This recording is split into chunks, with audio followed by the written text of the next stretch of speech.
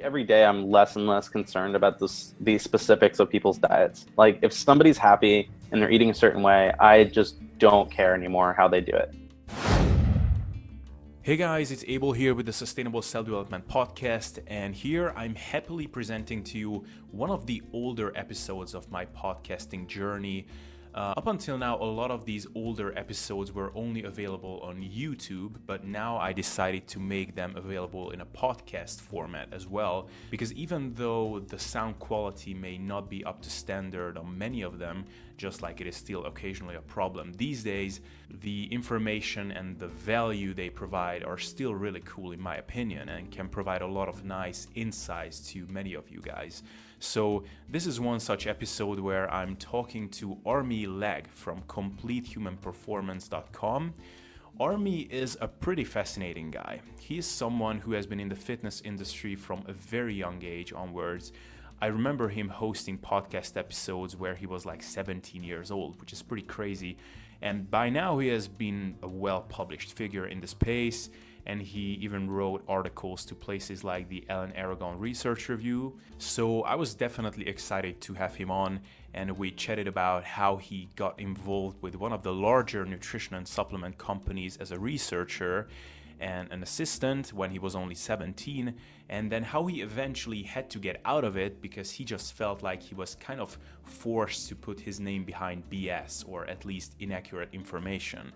So eventually he ventured out on his own, and now he's running his own website and podcast, and he is involved with online marketing and helping out other websites and companies that way. So he's an interesting guy, to say the least.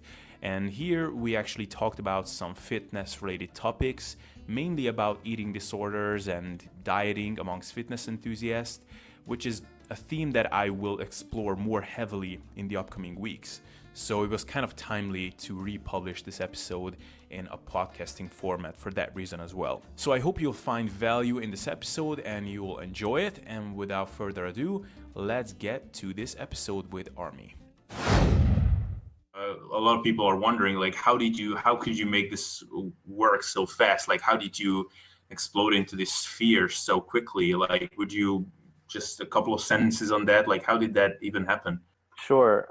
The biggest or the best answer I can give is just that I really focused on the writing and the content. And I think like the fitness industry is really built on a few different things, and you have to be very good at a few of these if you want to do well and build an audience. And the routes most people take are they are already some kind of personal trainer or online trainer, and they rely mostly on testimonials and before after pictures, that kind of thing, just previous work, and that's great. Then there are people who are like fitness models or bodybuilder competitors, that kind of thing, bodybuilders, and they rely largely on their appearance. And that's fine to a certain extent too. I'm not really saying any of these are horrible or bad. It's just this is how it works. Then there are people who rely on usually some kind of credential, and most people do a combination of these, right? And the people who have the biggest combination of these generally do the best and build the biggest audience. So people who have like a PhD, people who are a doctor in any situation or any kind of doctor, they tend to do well. And I didn't have any of that. I was a skinny triathlete when I started. And so what I really focused on, and this is really why I got into it, like my goal from the beginning wasn't I want to be some fitness personality, I want to have a big website. It was more I just want to write about this stuff and find out what works and what doesn't, or just present the evidence as it stands. And so that's what I started doing. And I've been writing since I was a little kid, just short stories, that kind of thing. And when I got into fitness, I'm also very OCD, so going through the research papers, interviewing people, that came very naturally to me. And I just did my best at making the articles really, really readable, relatable, and accurate, and put them online.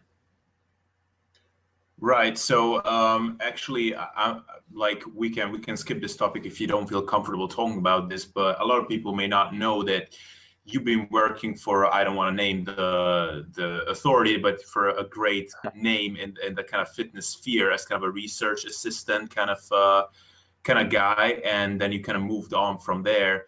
And I think, like, would you mind talking about that? How did that go? Because you were very young at that time, and this is a big name in the industry. So would you mind talking about that experience a little bit? How did it go for you? Yeah, sure. And if people want to know what the company is, you can just Google my name and then Reddit. So Armi Legge Reddit, and you'll see a thread about it. Right. Yeah, so I work for a very well-known health and fitness company, or it's very well-known now. At the time, it had just started, and I ended up being the third person hired at the company. I wasn't officially an employee; I was a contractor, but I was the third person there. And really, what happened is I had been writing online, or writing about health and fitness online for about 7 or 8 months, and I asked the CEO of this company if he'd like to be interviewed on my podcast. And he said yes, and we talked about it a little bit, and he offered just to buy the podcast and hire me as a writer for the website. And that writing position evolved into copywriting, email marketing, social media marketing, general content strategy, and a bunch of other different roles. And I ended up basically doing marketing for that company for a little while. And after about a year, I left. I think my boss was a great boss in a lot of ways. We didn't see eye to eye on everything, and that's okay. And so I left and decided to work on some other things. Right. Okay. So this was a very diplomatic answer, and so I guess because I think why this story is important, because it can teach people a lot of important messages about kind of critical thinking. Because I think especially for like a very young guy, when you're working for like, especially just in general for a guy who's much older than you, and he's your boss and hiring you to do marketing and do research, and you've co-hosted some podcasts with this person. And so how was the kind of psychologically, how was that process for you when you realized that, okay, like I'm not really seeing eye to eye with this guy on some of the stuff that I get to talk about on this podcast, but yet I'm made to be saying these things? Like, how was that kind of mentally for you, that process when you realized that this is not really the right place for you? It was like any job where you're not 100% happy. It was just uncomfortable. It wasn't like there's no animosity. I don't hate the guy now. It's just and this, again, it's health and fitness. It's one aspect of our lives that we disagreed on. And he was actually a ton of fun to work with in many ways. And he taught me a lot about business and public speaking and all sorts of other things. So I'm not like, I will never bash him. But yeah, like it's like any job where you come in, you don't necessarily agree with your boss or supervisor about everything, but you think the main things that you might disagree on, you can work out or you can deal with. And as I stayed at the job, I realized those things became more and more important to me. And it was mostly me. My boss didn't really change that much. It was more that I started to see I started to agree less and less with what he was saying. So I changed my views as I worked for him as well. I learned more. I decided it wasn't best for me, and so I left. So yeah, I would just say that it was an uncomfortable situation for probably the last 4 to 5 months or so, and it just got progressively more and more uncomfortable until I told him, maybe it's best if I stop working here. And he was very cool about it. He was, I've been feeling kind of the same way, that you're not 100% comfortable here, and he was great about it for me leaving. Right. Okay. Awesome. Now, do you also work with people now? Like, do you coach people and stuff like that? I've coached people off and on. Now I don't coach people as a business. It's more, I have a few clients who really wanted to work with me specifically. Like they read my stuff and they just wanted to work with me. And so I said yes. And so I have a few paying clients. I have just a few friends who I coach because they wanted some guidance. But that's not my main thing anymore. I used to be more involved in it and had a lot more clients. But now I'm mostly focused on other projects. Right. So what kind of projects are you mostly involved with these days? Right now, I haven't been doing as much writing on health and fitness. It's a lot of marketing consulting for other companies. So right now I'm helping the Personal Trainer Development Center. I've done some consulting and ghostwriting for other authors. I helped Spencer Nadolsky recently publish his book. So yeah, I'm doing a lot of work with other people and helping them get their words out. Interesting. But would you mind? I'm not sure. What's your like educational or any kind of background? Would you mind sharing that? Yeah, sure. So I have a very limited formal education. I dropped out of high school after the first year. So So yeah, I've basically been writing professionally since I was about 16, and I've just been doing that ever since. Interesting. How did you get into the whole marketing kind of thing? Did you kind of pick it up through internet and Googling and stuff, or? That's part of it. I would say the biggest thing. I mean, you learn a few basic things just with any reading online. I would say most of it was from books, just talking to people who are really good at this stuff, seeing what books influence them and help them get started and reading those. And then just doing it, man. Like when I started that my first company, I basically just had to do a lot of this stuff and see how it worked. And I was really bad at some of it when I started, but I got better. And yeah, it was basically like I'd see some idea for email marketing or playing with autoresponders or just general like using social proof in a copywriting page or a sales page, just seeing how these things worked and doing it. And that's how I learned. And then having, again, a mentor like my boss who could guide me through some of the stuff and how it worked. And that did help a lot. Right. And I've had that in other situations too, where just the people I work with teach me a lot too.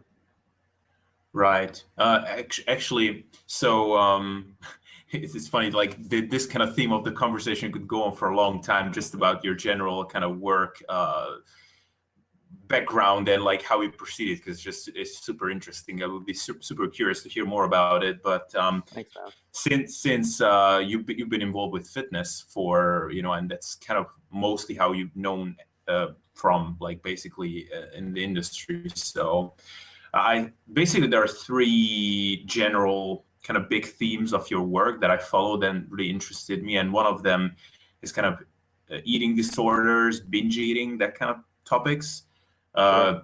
The other one is the book that you just published, which is kind of staying shape while traveling, and kind of the third one is, I guess, kind of social life and how to kind of reconcile it with your nutrition plans.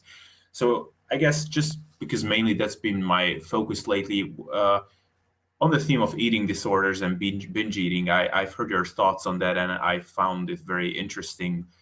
Why do you think that there's this big disconnect between kind of the population in which it's more prevalent, which is like really physique-oriented people?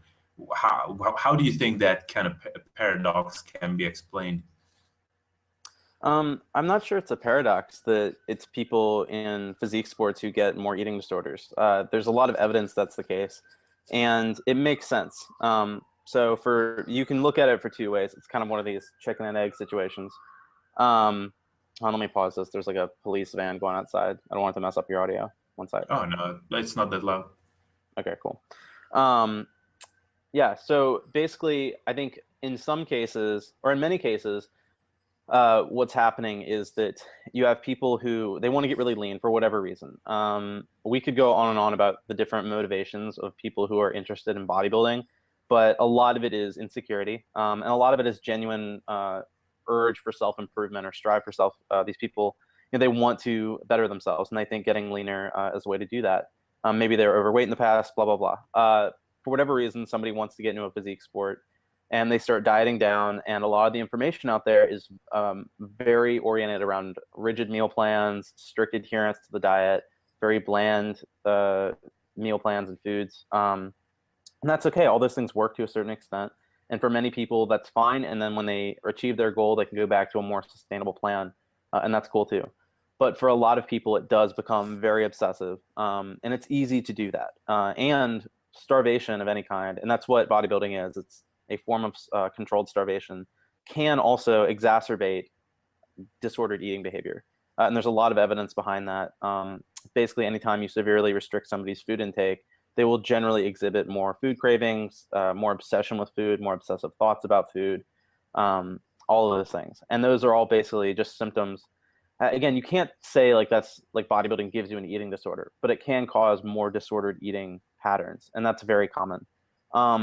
And then the other reason too is that some people also who have very disordered eating habits already, for whatever reason, maybe they're binge eaters, maybe they suffered from anorexia or bulimia when they were younger, they see bodybuilding as a more structured way to engage in some of those behaviors in a way that it might be productive. So a crass way to look at it would be that it's basically a socially acceptable way to engage in eating disorder behaviors without taking the full measures of what's required to overcome those and really stop them.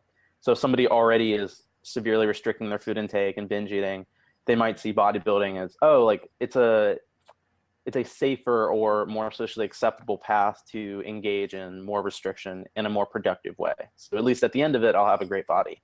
And that rarely works out. Yeah, I mean, and actually, like, so for example, let's take a bodybuilder, or let's just take physique athletes of any kind who, like you said, they're struggling with this, with controlled starvation essentially, and there's a risk of becoming a little bit too obsessive. Like, do you think there is a general kind of a little bit of a one-size-fits-all approach to this, or do you think it's completely individual and has to be customized to each person? Like, what approach will be best? I think, assuming somebody starts out, like, let's say you have a group of 10 people, maybe like 3 or 4 of them are probably going to be very healthy, normal people who, again, I'm pulling these numbers out of my head just to give you an example. But the point is, a few of those people are just going to be normal people. Maybe they like played a few sports in the past. They see bodybuilding. They're like, oh, that looks cool. I'll get into it. They have a normal relationship with food throughout. Obviously, they get more obsessed with it as they go on. That's unavoidable for any kind of bodybuilding competition, to have some change in your behavior. But then they reach their goal. They eat a lot more than they probably want to right afterwards. Again, that's totally normal. Then they go back to just lifting weights and being happy. And that happens. There are people out there who have a very healthy relationship with food and exercise and can do bodybuilding, and they're good to go.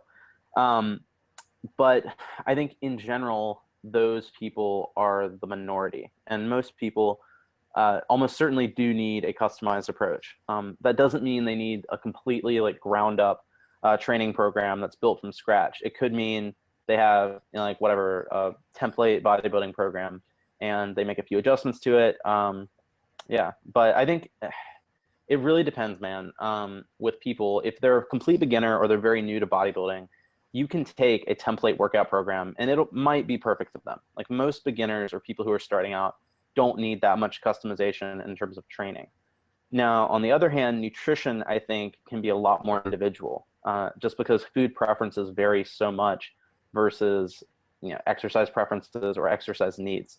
That's one of the reasons why in a lot of my writing, I think it's important to highlight the downsides of a really strict meal plan, because there are coaching services and programs out there that are built around eating certain foods, like sweet potatoes, tilapia. Like, those are like the kind of cliched bodybuilding foods. But that's how a lot of people do it. Like, when they have a client, they give them a meal plan, they give them the training plan.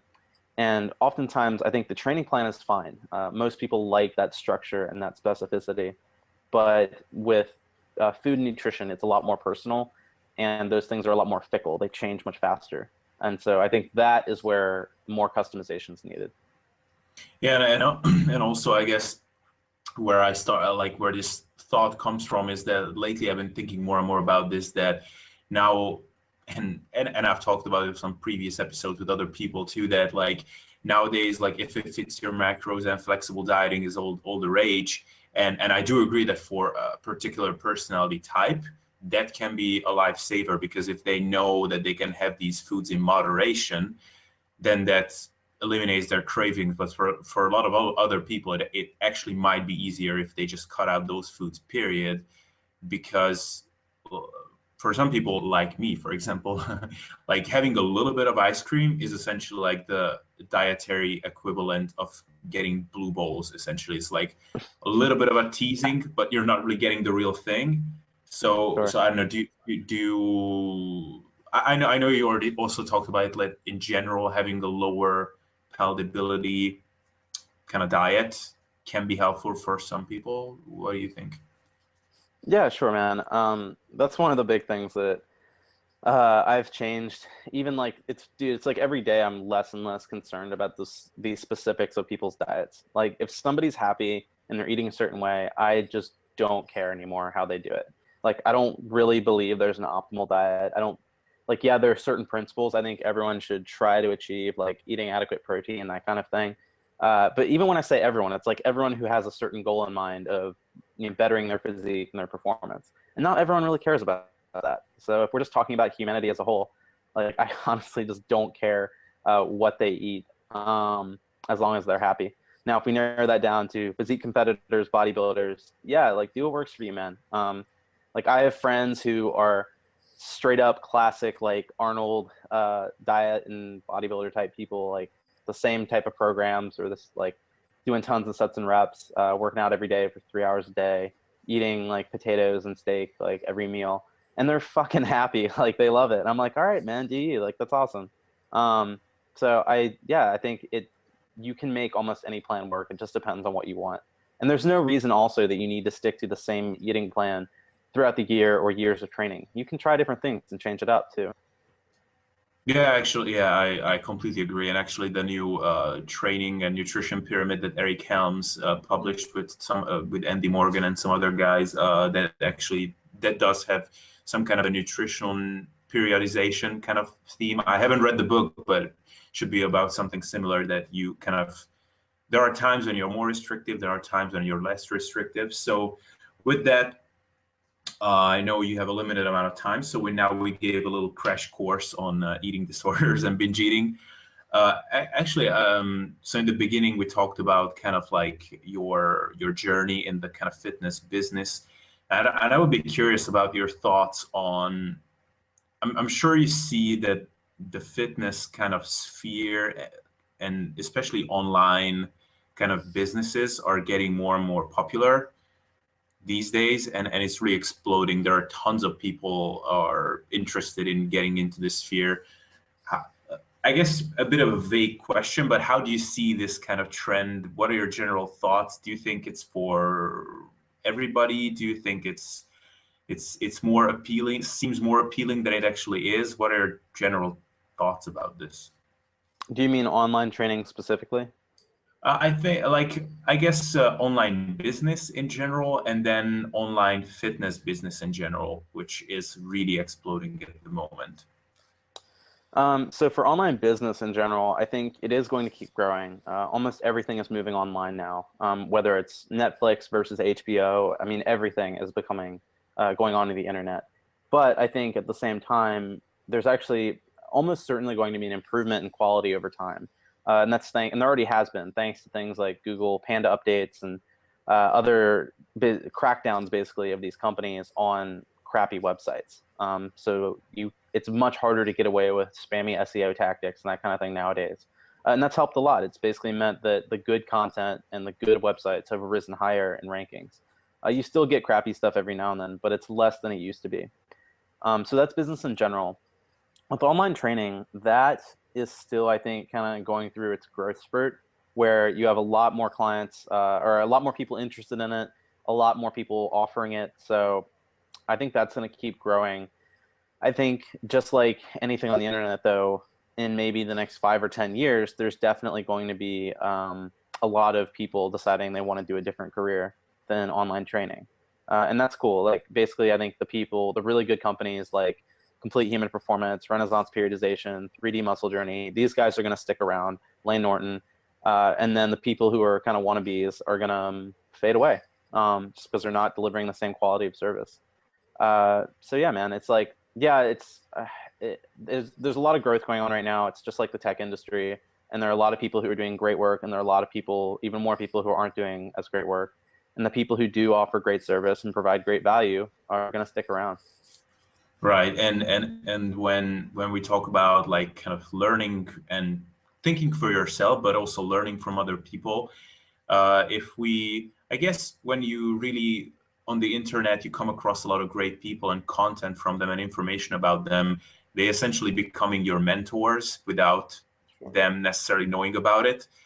Who would you say were really influential people, just people whose blogs you've read and stuff like that for you?